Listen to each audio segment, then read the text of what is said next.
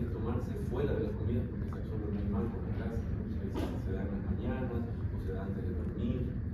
Hay algunos, por ejemplo, que se dan antes de dormir, aprovechando el hecho de que cuando está de noche, el estómago secreta los ácidos clorhídricos y esto aumenta la acidez en el estómago. Entonces, los medicamentos que son ácidos pueden absorberse mejor que el medio ácido. La solución es muy importante, más que todo viendo esa parte más de farmacología, de administración de medicamentos.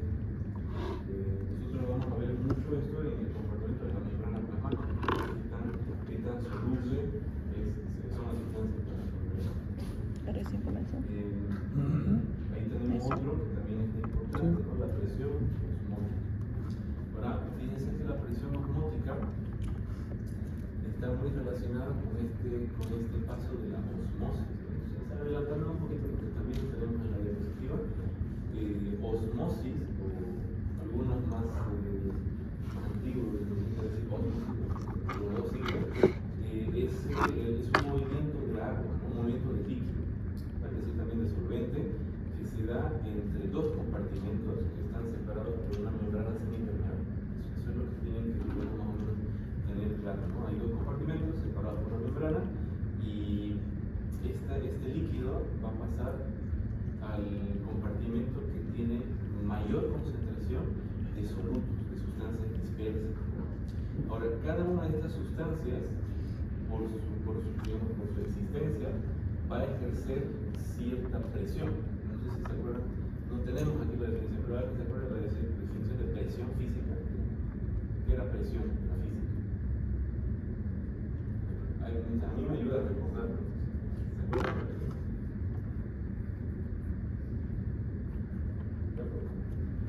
Esto no lo borré porque no sé quién lo puso ahí, me encanta, ¿no? La traducción de la presión física vendría a ser así: una fuerza dividida por una superficie.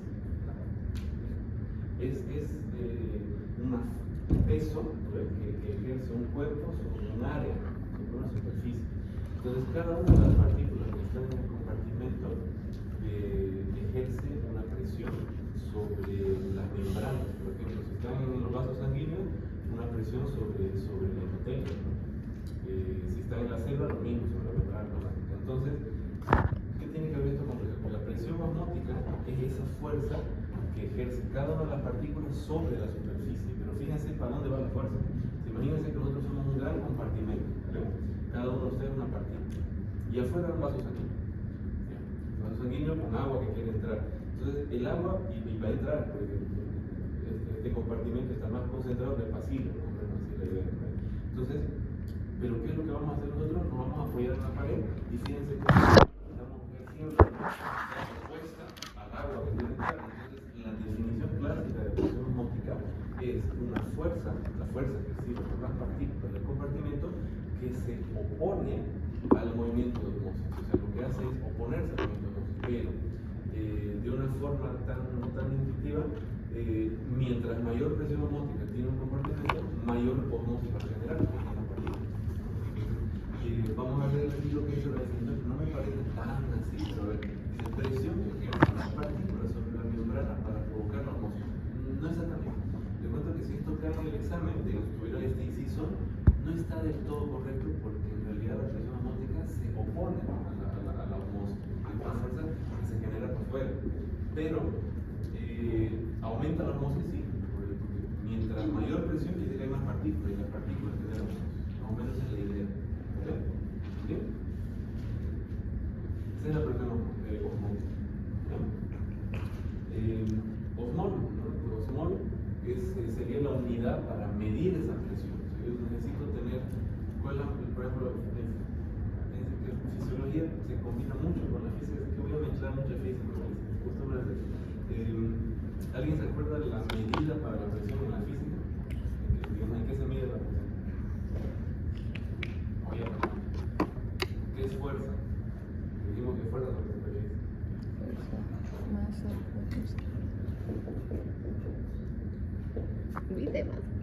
Fuerza es masa por aceleración. ¿Ves? Fuerza por tiempo igual masa aceleración por velocidad. Bueno, ya. La cosa es que la fuerza se mide en newtons, se puede medir también en alguna otra cosa. En Newton sería.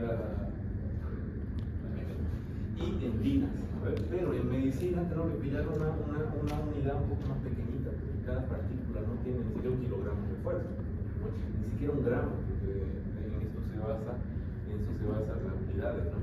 Entonces le colocaron osmol, en realidad miliosmol, que tiene que ver con el concepto de mol. Ahorita bajito no sé si dice mol, en algún momento vamos a ver mol, pero tiene que ver con mol. El mol es la forma en la que nosotros podemos estudiar, ¿no?, la concentración de las partículas. O sea, la cantidad de las partículas están medidas en mol, ¿vale? Y en el miliosmol lo que va a medir es esa fuerza que ejerce cada una de las partículas. Generalmente está relacionada con osmolaridad. La osmolaridad vendría a ser esta medida de la. No es lo mismo, pero vale que ahorita lo voy a comparar. Osmolaridad tiene que ver con tonicidad, con la concentración que se tiene en esta área, ¿no?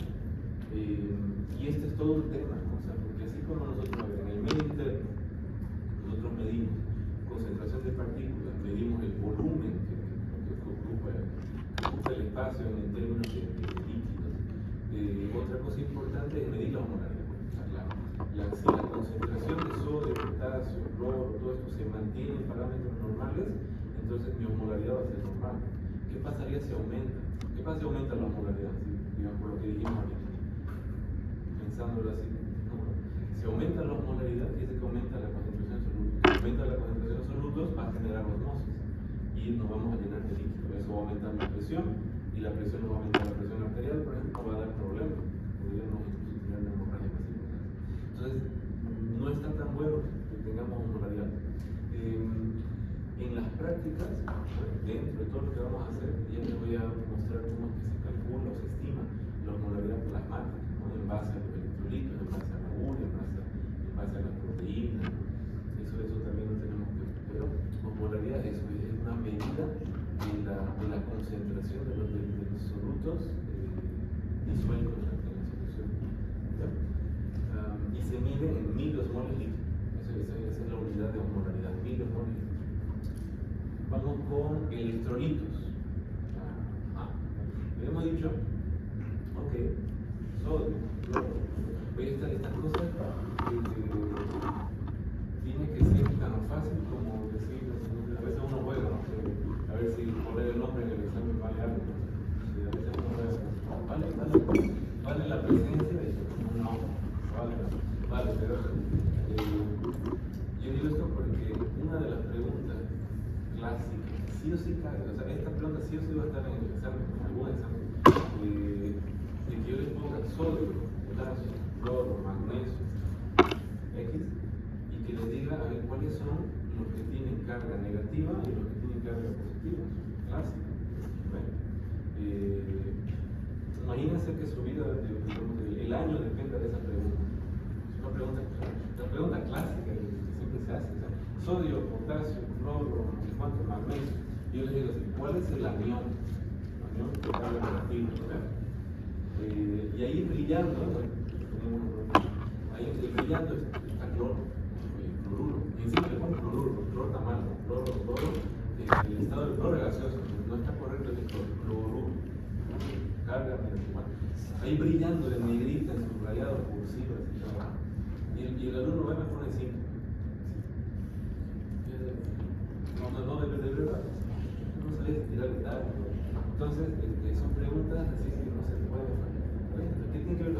Que cuando el sodio, el cloro, el potasio, todas estas cosas entran y se relacionan con un medio acuoso, la magia comienza a suceder. ¿Vieron que el sodio y el cloro están unidos por un enlace hermoso que se llama?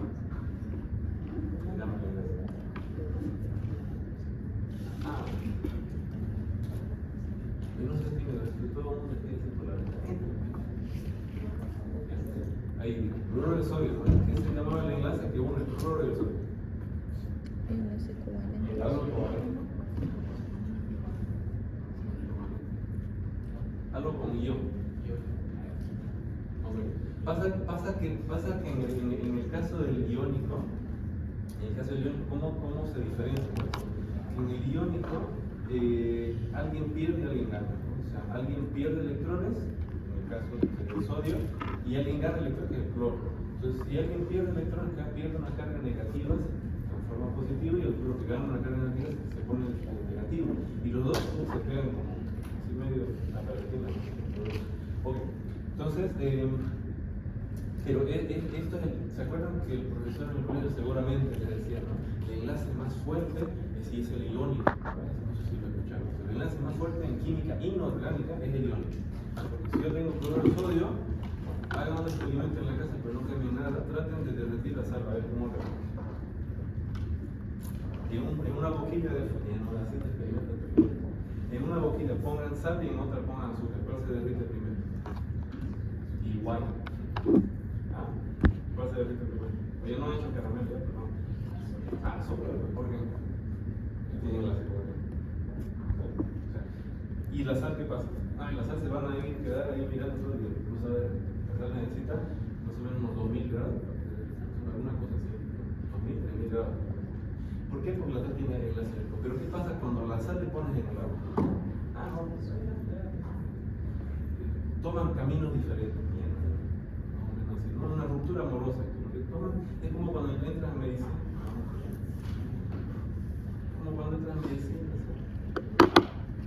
Entonces, sodio y cloro. ¿Vale? Y en bioquímica, en el cuerpo humano, el enlace iónico no sirve para nada. ¿Por qué? Porque justamente esta carga eléctrica en el agua hace que se separen los átomos. ¿Por qué digo esto?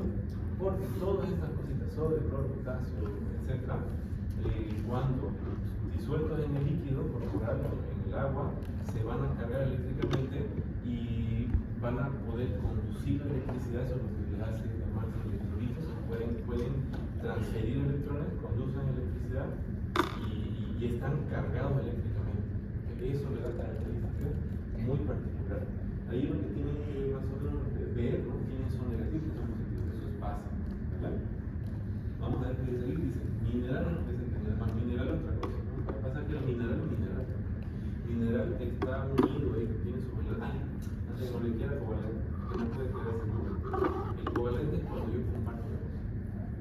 Es cuando yo digo, che, mira, este marcador vamos a usar tú y yo. Vamos compartiendo. Y es un enlace buenísimo dentro del cuerpo. Porque ese enlace se puede hacer más fuerte dependiendo del pH, la presión, pero fuera del cuerpo, obviamente. Ok, vamos a otro. Mira de bonito esa definición. ¿Quién me dice que es calor?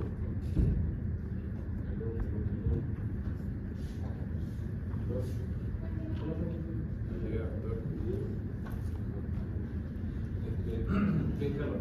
Esta es la de inspirarse. Está tan bonito. A ver, ¿qué pasa? Que estas cositas seguramente lo van a avanzar más, yo digo más, en las materias de bioquímica, porque ahí corresponde estudiar esto, pero introducción, ¿vale? Para entender lo que esto es importante. Cuando estamos hablando de medio interno, estamos hablando de células, de partículas, de otras cosas, tenemos que entender por qué las cosas pasan. Entonces ahí tenemos que estudiar termodinámica, ¿vale? Termodinámica y bioenergética, o sea, cómo le hace el cuerpo para utilizar la energía, para crear la energía. Entonces, introducción de este tema es que nosotros tenemos muy simplísticamente dos tipos de energía, ¿vale? Una energía que se puede utilizar y otra que no. Cada reacción química que se da en el cuerpo, cada cuarto tipo, siempre necesita energía, y la energía se recibe por la capacidad de realizar algún trabajo, ¿no? Un trabajo mecánico, un trabajo eléctrico, un trabajo de lo que sea, traducción de señales, cosas así. Bueno, entonces esa energía que sí puede utilizar la reacción química es una energía interna, así se la conoce, energía interna. Pero luego hay un bollo de energía que no se termina utilizando y que se pierde.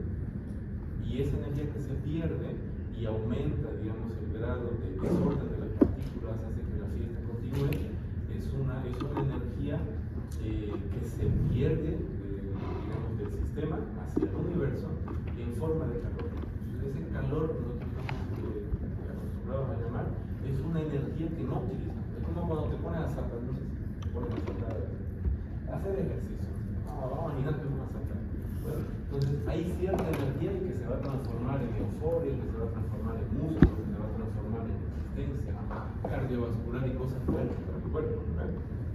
Pero hay otra energía que la vamos a desprender como calor.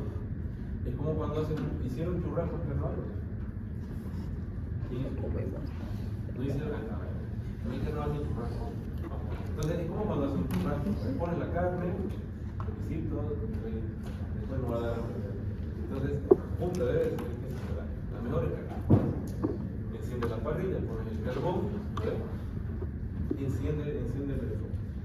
Mucha energía va a ser utilizada por la carne para poder cocerse, bastante rica, con bife, pero sabemos que la mayor parte de esa energía se va a transformar en humo, en cochinero, en calor. Calor es eso, calor es eso.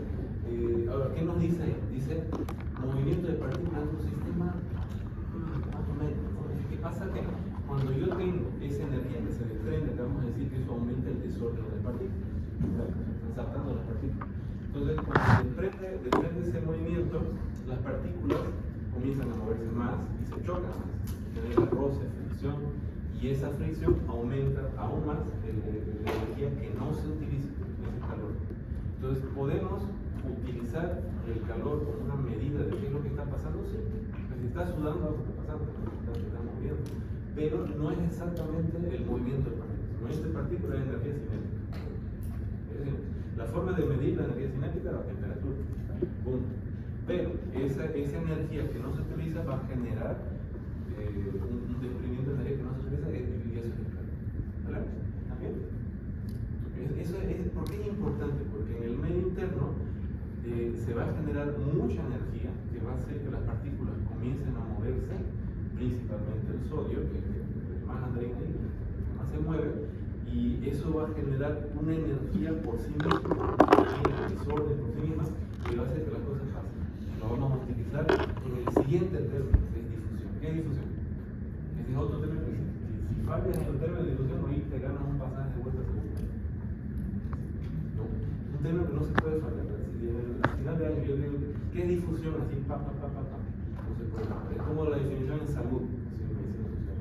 Imagínense si ustedes en medicina social le fallan en la definición de salud. No, pues se queda. Bueno, ¿por qué salud? Todos igual. Ok, dale. Entonces, ¿qué es difusión? Difusión, a ver, vamos conmigo. El truco en medicina, el secreto del éxito, es que cuando usted, bueno, una cosa es saber mucho, pero hay que demostrar. Entonces, el secreto es que cuando estés colocando la respuesta en un examen abierto, por ejemplo, uno quiere a veces ver palabras claras, palabras que sí o sí tienen que estar. O sea, es así le vas a poner de buen humor al examinador, al profesor, y está, le pasa. Entonces, difusión es el movimiento de partículas de un lugar, de un sitio, de una región, de todo esto, de mayor concentración de solutos, de mayor concentración de partículas, hacia una región de menor concentración de partículas, y la palabra clave que la tienen que poner bien grande, siguiendo un gradiente. Si dice siguiendo un gradiente, chicos, ¿vale? Bien. ¿Qué significa siguiendo un gradiente? ¿Qué es gradiente? De mayor a menor. ¿Ah? ¿De mayor a menor o de menor a mayor? O sea, tiene que ver con la ley del universo. Una de las leyes fundamentales de la termodinámica es que todo lo que sube baja. ¿Así? Todo lo que es grande se hace más pequeño. Todo va de mayor a menor. Y así va la cosa. Es una cosa filosófica, no vamos a poner a hablar de eso, pero la idea es esa, que todo lo que va de mayor tiene que ir a menor, como un rivalín. ¿Se acuerdan? Y voy a ir con la matemática y mecánica. ¿Se acuerdan cómo sacar la ecuación lineal del primer grado?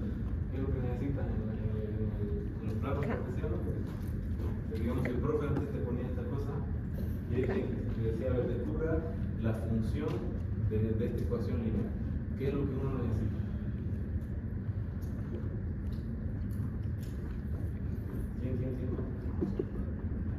Necesita una fórmula. Vea, 2 puntos. Yo necesito 2 puntos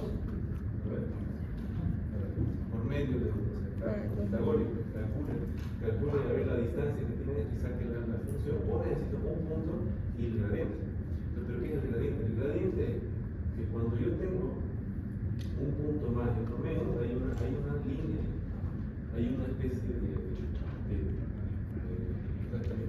disparidad, entonces existe la probabilidad de una cosa dispareja. Si yo tengo una línea recta, ¿sí? El gradiente es cero, ¿qué? Porque está en equilibrio. Ahí, y es cero. Mejor dicho, entonces en este caso hay una especie de desequilibrio, eso es gradiente. Y cuando sigue el gradiente significa que va de arriba a abajo, no importa qué. Y eso es termodinámicamente estable, o sea, al universo le gusta, le da like cuando las cosas van así.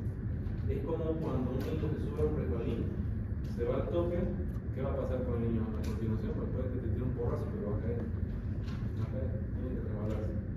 ¿Ya? Al revés, ¿qué pasa cuando uno va contra el gradiente? ¿Qué significa ir contra el gradiente? Que te vas contra la ley del universo. O sea, en vez de que yo tire el mango, ¿qué va a pasar cuando el mango suba a su tope? No va a volver a bajar. Siempre va a caer. Imagínense en un mundo paralelo de que yo tire el mango y el mango me suba a la mano. Uy, magia. Es una cosa así, brujería, ¿no? Más o menos. Imagínense que lo tiro de bota y me sigue subiendo el mango. Eso es ir contra el gradiente. O sea, es ir. Si pongo un hielo en el sol, ¿qué va a pasar con el hielo? Se derrite. Todas las veces, digamos, del 1 en 100 veces, todas las veces se va a derretir. Sí, todas las veces se va a derretir, porque eso es, digamos, siguiendo el gradiente, siguiendo la ley del universo. Pero ¿qué pasaría si el hielo lo pongo al sol y se hace más hielo? ¡Wow! Oye, sería una cosa increíble. Eso, ¿qué necesito yo para subir el resbalín al revés? ¿Alguna vez hicieron eso de niño? ¿Por qué? Pero antes no era digo, la rebeldía del niño, pero en vez de subirse por la escalera y rebalarse, bueno, pues todo rebelde va a ir subiendo por la parte más rebalosa que se empieza a arrancar bien. Entonces, ¿qué necesitas para subir el resbalín? Fuerza, energía, tienes que gastar. Entonces, cuando uno va a favor del gradiente, no gasta energía porque está siguiendo, uno, la ley de la termodinámica y está siguiendo esta ley fundamental de que todo lo que sube baja. Pero cuando vas contra, tienes que gastar energía. Eso lo digo porque cuando estemos hablando de células, de transporte, vieron, ¿no? Transporte activo, pasivo, esas cosas, va a haber en un punto en donde vamos a hablar, mira, este transporte va contra el gradiente de concentración. La bomba de sodio y potasio. ¿Qué hace la bomba de sodio y potasio? Va contra el gradiente, va contra el del universo. El universo dice, wow, oye, yo no tenía planeado esta cosa y esta bomba me está afectando. ¿Qué hace el universo? El universo, estoy colgando por algo aquí. El universo se queda así, vamos a ver cuánto aguanta. Y la célula aguanta. ¿Pero qué hace para aguantar? Gasta. También, ¿no? Muchas cosas. Entonces, difusión, ¿qué es la difusión? Paso de partículas de mayor a menor siguiendo un gradiente de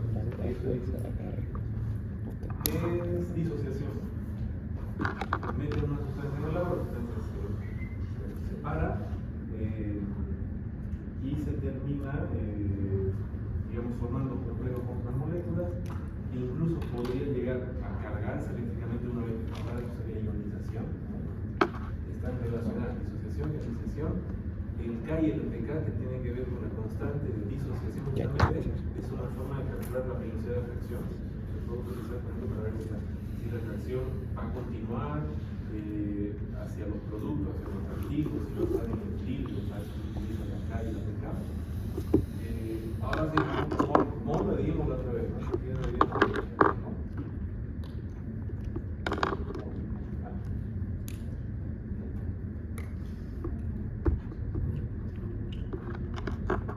Pero la palabra clave, ¿no? Para que me ponga bueno, en términos de gramos.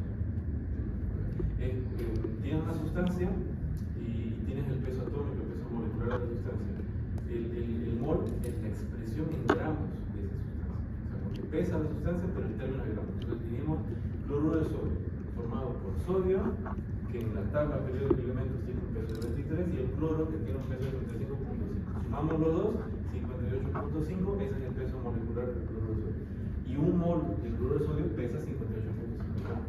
Eso es el mol. ¿Vale? Me sirve para calcular. O sea, para incluso, si estoy haciendo una fórmula química, me permite decir, mira, un mol de esta sustancia va a reaccionar con un mol de esta sustancia. No importa el mol de esta sustancia sea, va a tener el mismo número de partículas. Y van a reaccionar. ¿Ya? ¿Ok? Es como hacer una receta, ¿no?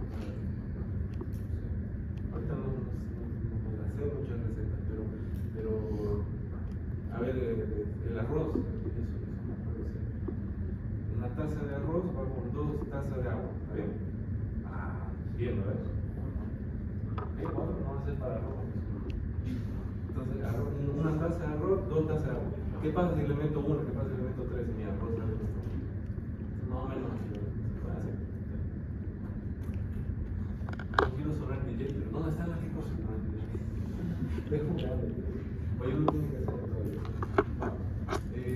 ¿Dónde nos quedamos? ¿Qué dice ahí? ¿What? Unidad de número de átomos contenido en una determinada masa. No, mira. X. Si la imprimen en la diapositiva o si la están ahorita en digital, es un buen momento para rayar esa cosa. No pasa que eso confunde, ¿no? Unidad de número de átomos contenido en una determinada masa, no sé qué, pero eso está medio raro. No se complica, ¿no? Expresión del peso atómico molecular en medida en gramos. Equivalente, el equivalente sí que está bueno. ¿Qué es el equivalente que ¿verdad? ¿La quién?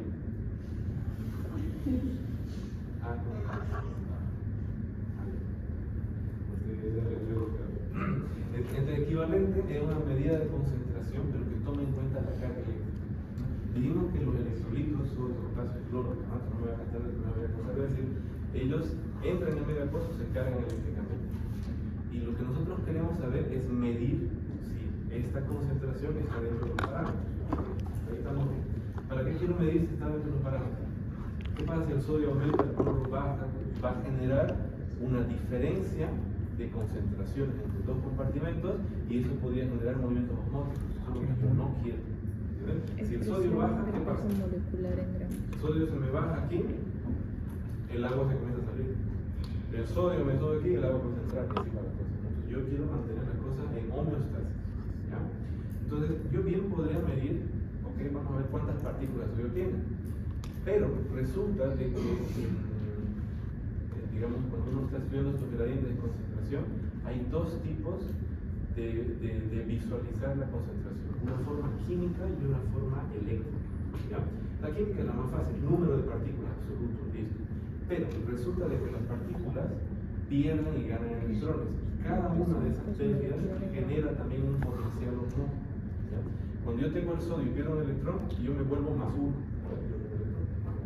Pero ¿qué pasa si soy calcio? ¿Cuántos electrones pierde el calcio? 2. El calcio pierde 2 electrones. Entonces, esa electricidad más 2 genera más 2 de potencial osmótico. O sea, en otras palabras, vale doble.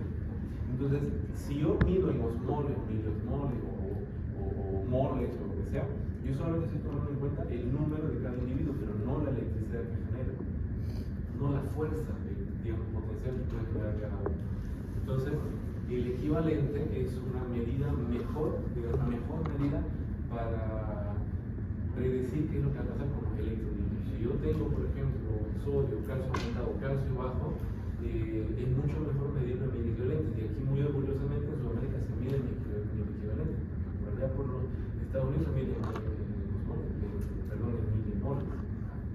Aquí nosotros medimos mi equivalente. ¿Okay? Entonces, porque tomamos en cuenta la carga. ¿Okay? Lo que dice ahí no está tan bonito. El equivalente tiene varias formas, ¿no? Pero en la forma, yo digo así, la más fácil de entender la equivalencia es número de moles por valencia, por la carga eléctrica que genera. ¿Okay? Esa es la equivalencia. Número de moles por la equivalencia. ¿Listo? ¿Ok? ¿Está bien? Eso va a tener más sentido cuando estemos haciendo la fórmula, ¿no? O sea, cuando estemos practicando los ejercicios. Ahí creo que nos va a dar un pantallazo de cada una de las cosas que nosotros dijimos, pero nos viene bien para poder estar de acuerdo con las soluciones.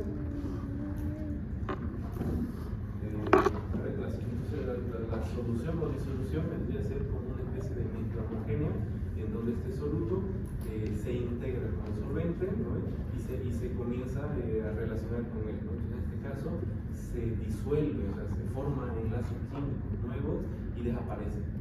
Entonces cuando yo disuelvo algo en una sustancia, no me altera el volumen, sino que esta sustancia ya integra el solvente, ¿sí? Esa es la solución. ¿Okay? Hay un mal chiste médico, un chiste que se lo voy a mandar por WhatsApp alguna vez, un chiste, ¿verdad? Pero dice así, ¿no? Técnicamente el alcohol es una solución. Dice, no hay nada que decir. ¿Por qué? Porque todas las concentraciones de alcohol son concentraciones. Eso es una buena observación. Dijimos alguna vez también que el soluto, el solvente, a veces, si uno se lo imagina, soluto sólido, solvente líquido, pero no. O sea, puede estar en sus tres estados y haber combinaciones. O sea, por ejemplo, un acero, una amalgama, es técnicamente un soluto, hay metales que están en menor cantidad disueltos, digamos, en otro, un jugo de frutas, y ahí tenemos varios, a todos los gustos, ¿no? Imagínense un jugo verde, tenemos manzana verde, apio, perejil, más cosas, pepino, así todo verde, y nos lo tomamos y ya corriendo a utilizar eso. Es una solución. El aire, y a veces está más soluto que nunca. No se acuerdan, el año pasado que había un aire de muy mala calidad, una solución tremenda. Y aquí está la razón por la cual estamos estudiando las cosas que estamos estudiando. O sea, ¿qué es lo que pasaría? Yo tengo 3 años, ¿vale? Entonces lo que yo quiero es mantener, no me estás, o sea, mantener el equilibrio entre los dos compartimentos, entre la célula, que es un mundo aparte, está sector cerrado, y la parte extracelular. Si yo cambio o altero estas concentraciones, el agua se me va a ir para un lado. Entonces imagínense que yo administro mal una solución a un paciente y en vez de darle la concentración igual, le doy una solución hipotónica. Hipotónica significa que el sodio y los electrolitos están más bajos de lo que estarían en el plasma sanguíneo. Entonces, ¿qué va a pasar ahí? Vamos a predecir. Si mira, yo soy la célula, le pongo una concentración de sodio más baja. Entonces, afuera el sodio está más bajo comparado con mi célula. Lo que va a pasar con la osmosis. En términos de osmosis, el agua va a pasar al lugar más concentrado. Entonces, como el sodio está bajo, el agua va a pasar a la célula. La va a comenzar a hinchar hasta que revienta. Eso es lo que pasa en una, por ejemplo, de hidratación hipotónica o en una mala administración de medicamentos muy rápida. Le das mucha agua, sin tomar en cuenta las sales y ocasionas esto, ¿no? La célula se hincha, revienta. Imagínense si pasa a la neurona. La neurona se va a hinchar y va a comenzar a convulsionar el campo. ¿Qué pasaría al revés si yo le doy una solución con mucho sodio, muy concentrado? El agua va a pasar de la célula al medio, va a comenzar a jugar a la célula hasta que lo mismo muere la célula. Entonces, en estas dos situaciones, muy malo, ¿no? Para la sangre, para las neuronas, para todo el cuerpo. ¿Qué es lo que uno quiere? La neurona del medio, ¿no? O lo mejor, pero en el eritrocito del medio. Quiero que esté feliz. Entonces, que sea isotónico, que sea lo mismo, ¿no? Eso significa isotónico. Iso, lo mismo, tónico, tonicidad o polaridad. Cuando dejo una solución, esta solución sea comparable a lo que tiene en ese momento la persona. Entonces, por ejemplo, si la persona se deshidrata, vean el medio entero como un conjunto de agua y sal, ¿vale? Entonces, si yo me deshidrato y pierdo agua y pierdo sal al mismo tiempo, ¿qué deshidratación tengo? Isotónica. ¿Qué solución le voy a dar? Solución isotónica. Pero ¿qué pasa si yo pierdo agua y no pierdo sal? Ahora, ¿cómo lo repongo esto? ¿Qué le voy a dar? El paciente desarrolla una deshidratación hipertónica. ¿Cuál es la solución? Darle hipotónica. Ya no le puedo dar mucha sal, tengo que dar más agua que sal. ¿Qué pasa si pierde más sal que agua? Ahí desarrolla una deshidratación hipotónica y le tengo que dar hipertónica. ¿Vale? Lo mejor es dar isotónica siempre hasta que uno sea capaz de estudiar el sodio del paciente y ahí uno hace cálculos y ahí puede utilizar el microbioma. Al principio, le dan isotónica para todo el mundo.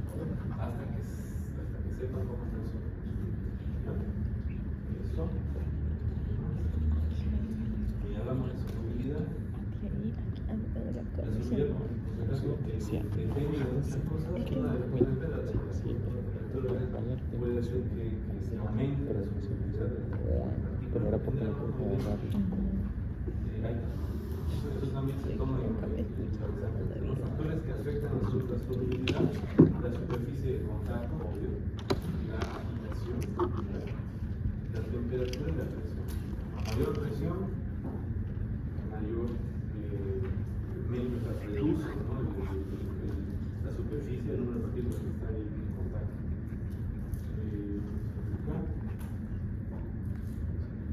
Esto se acuerdan, ¿no? Que hemos visto más o menos la semana anterior. Lo vamos a hacer más en práctica, porque tiene más sentido ver la forma de práctica para que si tengamos más tiempo. Pero vayan nosotros vamos a ver estas fórmulas, ¿no? Vamos a ver modalidad, vamos a ver porcentaje de gramos ml y vamos a ver equivalencia, esas tres. Molalidad y normalidad generalmente no se ven en medicina, se queda más en química, a veces no hablo mucho de eso. Pero la diferencia, bueno, sería que la molalidad, en vez de establecer litros de solución, estudia gramos, y la normalidad, en vez de número de moles, estudia el número de equivalentes. Vamos con esto que es importantísimo, ¿no? Las propiedades obligativas. ¿Qué son las propiedades obligativas?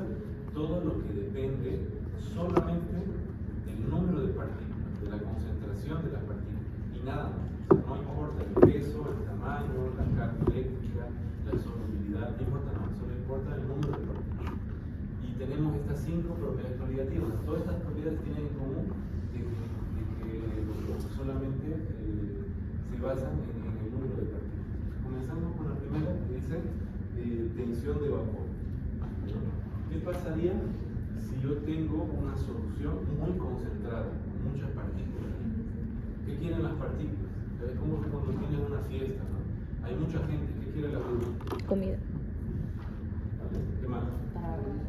Ya alguien lo deja. Se tenía que decir, ¿qué quiere la gente pues, en la fiesta? Quiere divertirse, vamos a ver. Lo mismo pasa en la solución. Si tengo muchas partículas disueltas, la gente quiere comer. Vamos a ver, las partículas quieren energía. Entonces, cuando yo le doy energía a un líquido, lo que estoy haciendo con ese líquido es darle, te doy un pasaje para que te vayas al cielo, al aire. Entonces, el líquido comienza a entrar en estado gaseoso. Entonces, si hago esto con el agua a los 100 grados se transforma en vapor de agua. Pero si tiene partículas disueltas, va a necesitar más energía. Entonces, eso va a cambiar la presión que tiene ese líquido para volverse vapor, la va a disminuir. Esa presión de poder volverse vapor va a disminuir. Así como experimentos caseros, podrían hacer este experimento en casa. Ponen 2 recipientes, uno con agua pura y el otro con agua y sal. Y luego tomen el tiempo, diviértanse viendo cuál hierve primero. ¿Cuál va a hervir primero? El que tiene agua pura. Y el que tiene agua con sal debería tardar más. ¿Por qué? Porque necesita más energía. ¿Vale? Eso porque se disminuye la presión de vapor. Tiene que ver también con esto.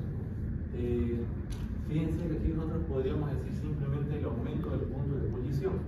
Otra técnica, otro truco para que les vaya bien, nosotros en esta materia, es la siguiente, digo, ¿no? El truco del éxito es complicarse la vida. Hay que vestir de único, ¿sí? Yo ya dije, lo repito, ¿no?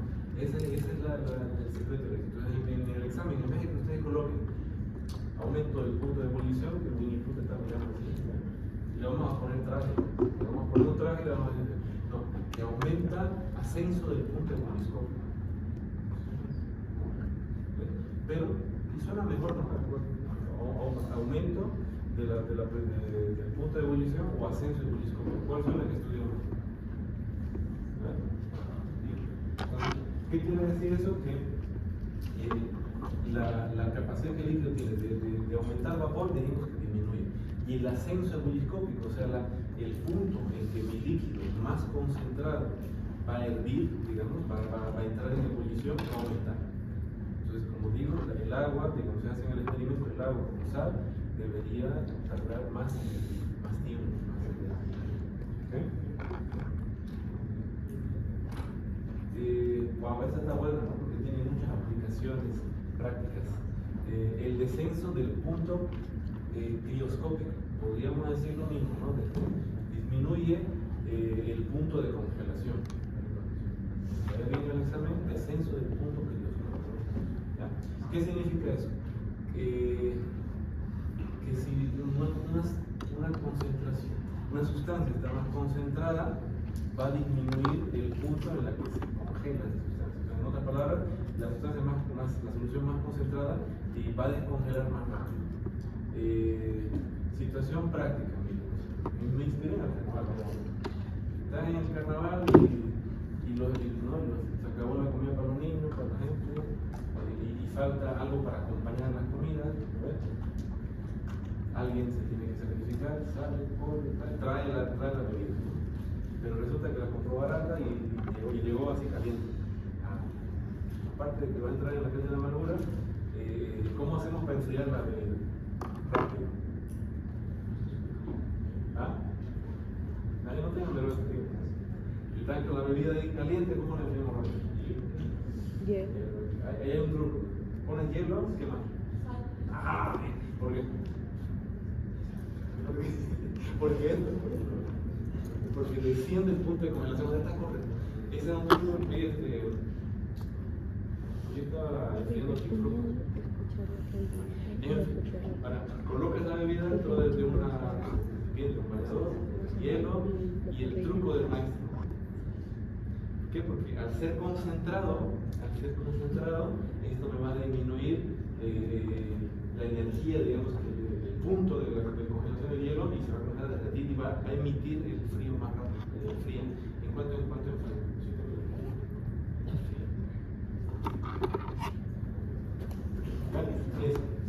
Descenso de osmosis. Como usted decía, si una solución más concentrada tarda más en descongelarse, ¿tardaría lo mismo?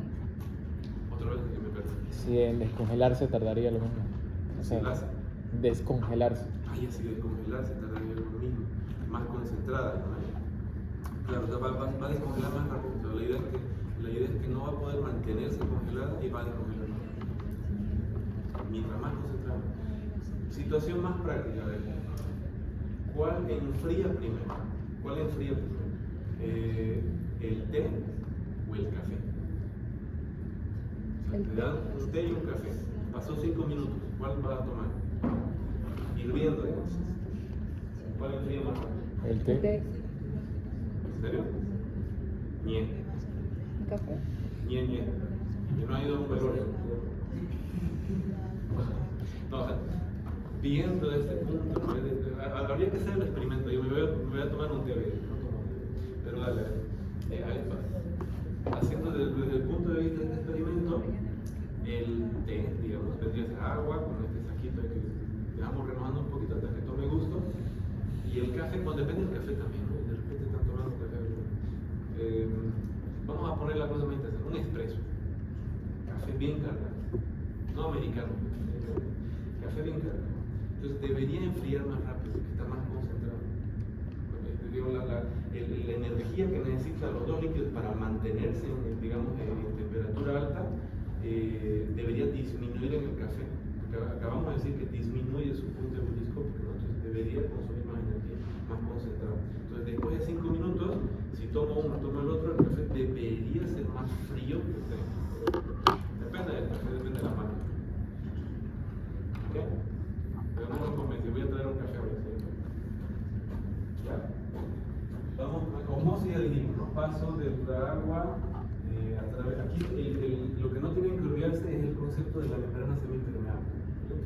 Dos compartimentos, membrana semipermeable entre los dos, el líquido pasa al sitio con mayor concentración de soluto. ¿Ya? Mayor concentración de soluto. Esa es la clave. Osmosis.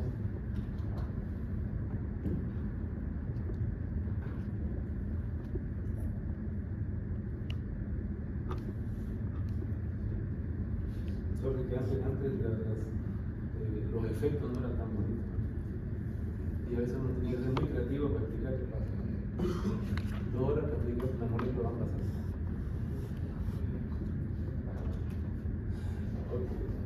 Presión osmótica de presión que se opone a la osmosis. No, tengo otra cosa. Esto merece otra clase. Entonces, ¿qué les parece si lo dejamos ahí? Mañana creo que tenemos clase. Sí. Mañana hablamos de. Traten, como mini tarea de hoy día, traten de leer el principio de Gibbs Donner. Principio de Gibbs Donner, de qué se trata, y mañana no nos perdamos tanto, ¿ok? Y mañana explicamos qué expresión coloidosmótica o homológica se usa. ¿Ok? ¿Bien? ¿Principio de Gibson? De Gibbs Donald. Si llegaron tarde, me avisan que les pongo. Estamos en la lista. Se queda- ¿Sí quieres estar en la lista? Ok, a los demás, lo de los libros, nos vemos mañana.